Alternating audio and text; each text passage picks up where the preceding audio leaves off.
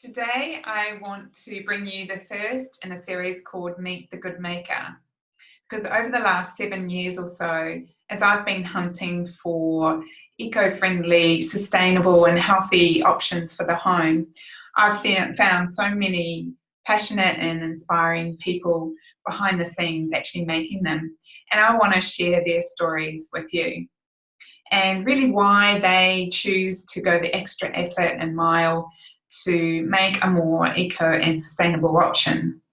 So today our guest is Kerri Hollingsworth from an.ti.quate. I met Kerri about a year ago at a design fair in Melbourne where she was showcasing her upholstered chair art. And it was absolutely bedazzling. Not only I found it that way, but lots of other people and designers did too. But what impacted me too was her story and her journey to a more sustainable business that's really focused on reuse and recycle. So we're going to kick off. I'm sure Kerri can tell her story better than I can. So thanks very much for joining us today, Kerri. Can you start off by telling us a little bit about your background and early career, because you didn't always start doing this, did you? That's right, yes, and thank you so much for having me here too, Rachel. It's lovely being here and being a part of this. So I started off, I was actually an international flight attendant to begin with, which is not anything close to upholstery. I had a little side hobby in upholstery, and basically I learned how to do upholstery from a family friend that was a retired upholsterer. And once I learnt the basics, I guess I got a bit addicted to it and started reupholstering different pieces, and my house became full of all these pieces that I redid, and so I would start to sell them online. And then family and friends would ask me to start reupholstering things for them. So that's how the hobby sort of somewhat grew into a bit of a hobby business. But it never really felt like my everything, my full-time business, until I actually started the upholstery art, which was only last year. So that's when it really felt to me like, this is my business, this is exactly what I want to do, and I want to take it so much further. So yeah, great. And so what made you shift your business focus to really being more sustainable? So it actually just started off with a conversation with a girlfriend of mine while we were on a trip away, whilst we were flying. Because prior to being really eco-friendly, I was the stereotypical flight attendant, traveling overseas, shopping in every city, not trying to be, not trying so much to have a negative impact on the planet, absolutely, but not necessarily realizing what was negative and positive, and how I could better myself and the choices that I made. So it was really this one conversation that started it for me. It was about toothbrushes. And my girlfriend had said that 30 million plastic toothbrushes end up in landfill every year. Wow. And that's just in Australia alone. And so that was the statistic that really made me stop and go, oh, I clean my teeth a lot. I, throw out a lot of toothbrushes, and I never stopped to think where the toothbrushes went. I just threw them in the bin and then they were gone. But it was more the fact that every one of those plastic toothbrushes that I'd thrown away, they were going to be in landfill for well over 400 years. And that to me, it almost broke my heart in a way, because I just realized, wow, things that I'm doing that I just thought were normal are actually having a really negative impact on the planet. So that's when I really started to stop and, I guess, take of my life and what I was doing, my everyday habits, and what actually was the long-term effect of them, and could I choose other ways of doing things, or buying other options to lessen the negative impact on the planet. So that's where it all started, from a conversation of toothbrushes, really. Wow. And so what changes did you make in your business? Like what practical kind of steps did you then take after sort of realizing what impact, you know, our consumption, I guess, was having? Yeah, so basically I changed up my personal life first, and I always thought that my business was my business. That's the way that you had to do things. There was no other way of doing it. So I sort of shifted that to the side, I guess, while I focused on my personal habits. And then once they were just a no-brainer for me and very much a part of my life, and this is only in the space of a few months, you know, I'd really changed everything around. And then when I'd find myself working in the business and not really being that connected to it and feeling, I can't even describe the feeling, but I wasn't feeling good about my business, and I didn't realize why until I really had to think about it and realize that it no longer really was in line with my values anymore.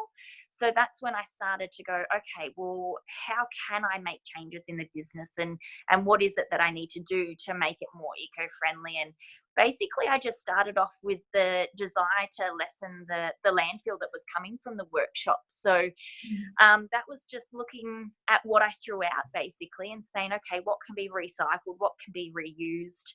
And a lot of the stuff that goes into the bin, you know, you do all this upholstery, then you pretty much sweep up, and then everything goes in the bin ready for a clean workshop for the next project that comes in.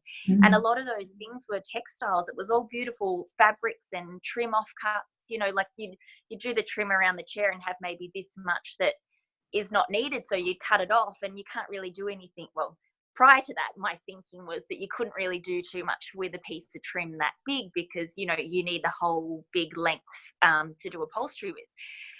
But that's when I started thinking, well, no, surely there's something else that I can do with all these beautiful offcuts. And I mean, a lot of them were just tiny, long, skinny pieces. And that's how I started thinking, well, maybe I can weave them. And I'd never done weaving before either. So I took a workshop to learn how to weave. And then that's how I sort of was working on that idea. And then that's when I did, this one's the first one here, numero uno. So that was where the idea went into this chair pretty much. Yeah, great. And you've got another example there too, which looks like you've got a lot more fabric or some other things going on there. Yeah. So this one's actually the latest one that I've done. Her name's Kura, and there's actually a lot of bark and native grasses in there as well. So I've got a lot of natural, all of them are natural fibres. There's lots of wool in there. So they're recycled fibres or 100% natural fibres. And then obviously the really earthy additions with the grasses and things like that. So yeah, that's awesome. So what are the three biggest things that you've learned, I guess, in terms of making that kind of focus on using, I mean, because the chairs themselves are old chairs that are reconditioned, if you like, and then you've got your fabrics that you're using to weave, which are reused. Is that right? yeah, so the fabrics that I use for the front of the chairs, they're new fabrics, just because it needs to be an upholstery grade fabric. I need to know that it's a quality piece that I'm putting on the front where you're actually using the chairs, because even though they're art pieces, they are functional art. It is usable. I still want people to sit in them and, you know, and use them. So, but the fabric supply that I have are amazing, and they're very eco-friendly. It's 100% wool that I use on the chairs. So I'm very conscious of using the natural fibres. Yeah.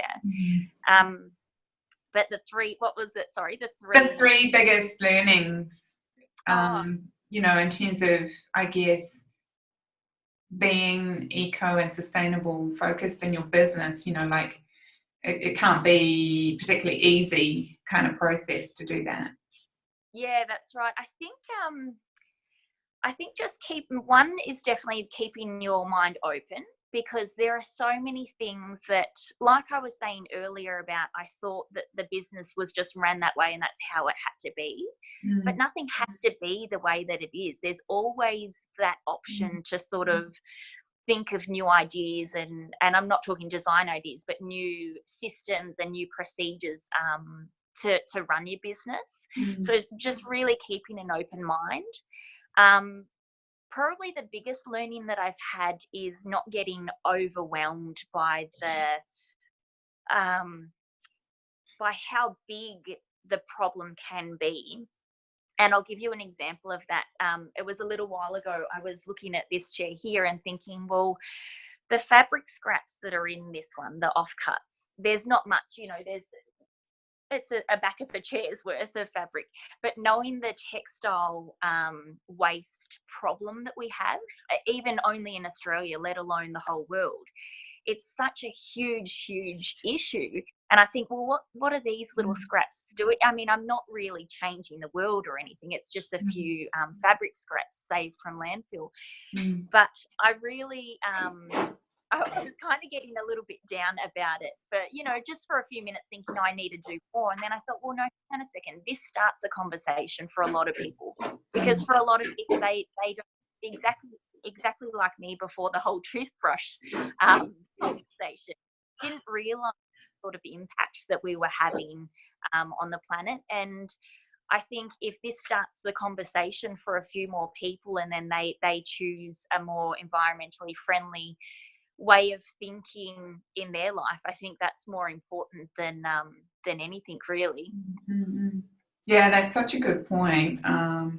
I love that, and your pieces are, very much a conversation starter. Even my dog's wanting to get involved in the conversation now.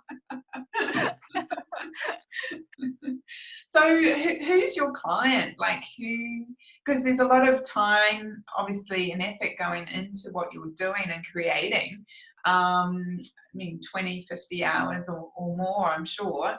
So they're an investment kind of piece. So who are you finding are your client? So it really varies. I mean, there's a lot of clients that just want that statement wow piece, and they love the fact that it's got something to do with recycling and environmentally friendly. But there's probably a larger group that like something a bit more sentimental. There's a lot of time and effort, like you said. It can be from say 40 hours to 120 hours per piece, depending on how complex the design is.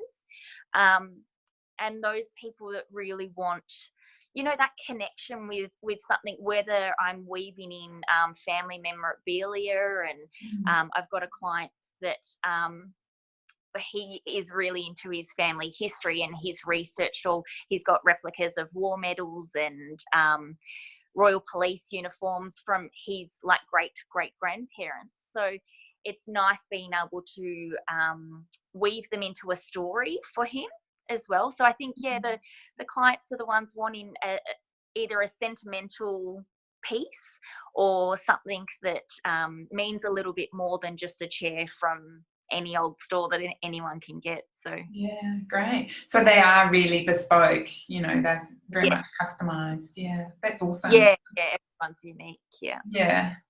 So you mentioned that you went through a process yourself of being much more eco-conscious in your life. So can you give us a couple of examples of what you've done, like yourself and around the home to be more eco-conscious? Sure.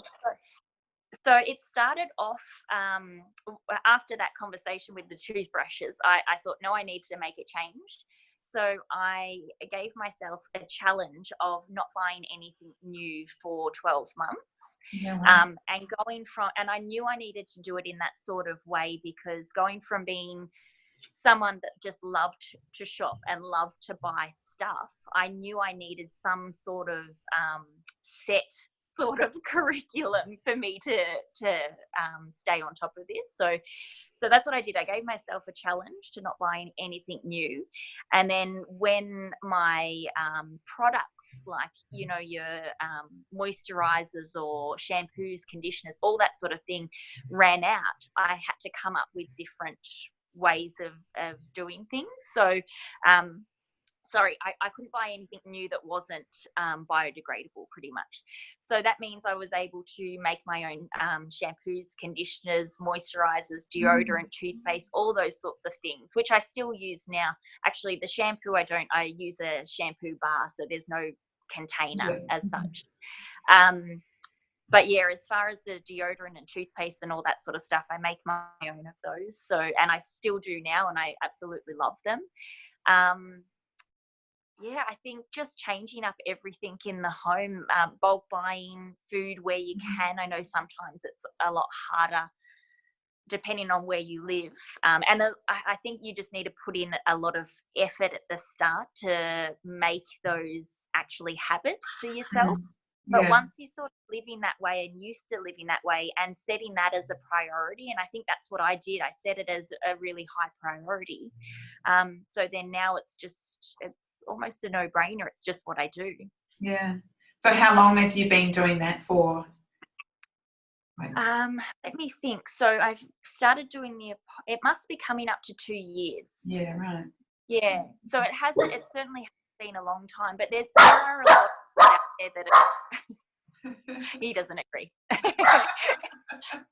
There are a lot of people out there that are very inspirational to sort of read up and follow their journey of zero waste and stuff. And I'm certainly not zero waste yet, but every day I'm trying to change up things so I can get there.